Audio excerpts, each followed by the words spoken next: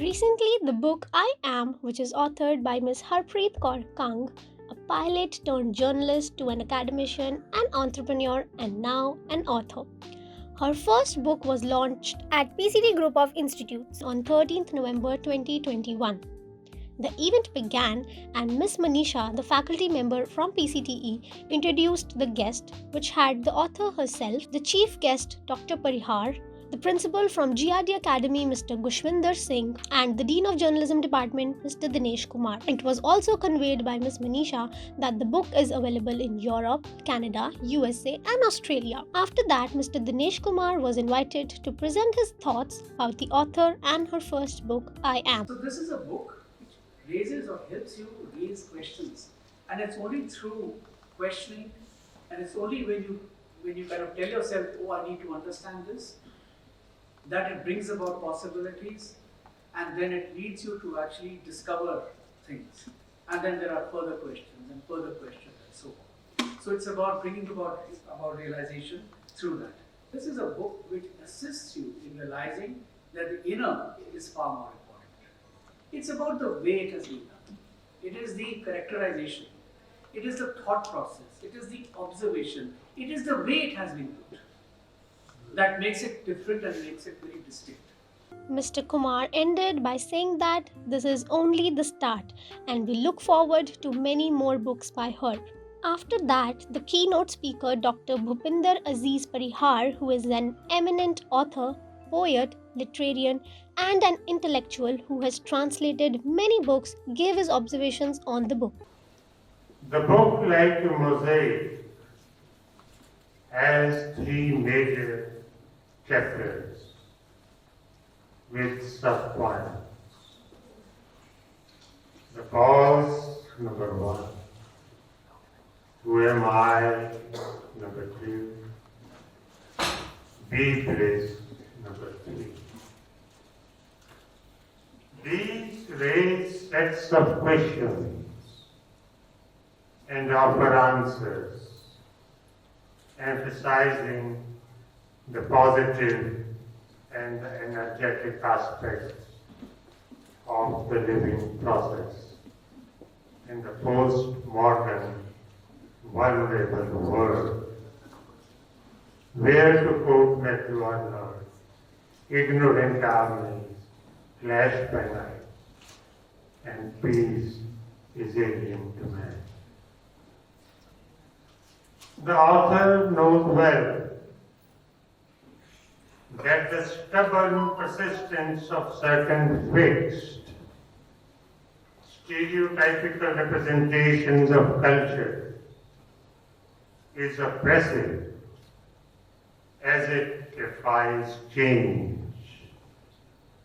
urging the author to meditate against such persistence. After this, the event changed in the form of a rendezvous during which the principal of GRD Academy, Mr. Gushwinder Singh, had an interview-based discussion with the author, Ms. Kang, to extrapolate on the book. I did ask her if I could share with her certain questions in the beginning, but she was quite a tough lady, and she took the idea of not receiving the questions. She said, well, I would take one by one as they come. I do not need to be doctored into this, and here you go, with your kind permission. I think what inspired the idea of your book? Thank you, sir. See, before I begin to answer that, respond to it, one of the things is very evident. The entire book is telling you to be spontaneous, to live as it comes. The very fact that you were to give me the questions would kill it. That would be so, it would sting and you would smell it, wouldn't you? This beautiful little friend of mine, and a wonderful, wonderful lady in my life, Rupika, was calling me soon after the lockdown and telling me how some of the students who were stuck, because overnight we went into a lockdown and there were about 45 countries on the campus who could not travel back. And then they were stuck in a hostel, and I remember our caterer mentioning that he would not allow anyone to step out because some of his chefs were pretty old and there was no vaccine, and he could not afford people dying on his team. He would cater provided nobody stepped out. So, essentially speaking, people were locked up, confined, the kind of description Vinay sort of brought out. And young students were feeling depressed, claustrophobic, locked up. And there were a couple of students she called my way over the phone and said, would you like to talk to them? I said, definitely, I'd love to.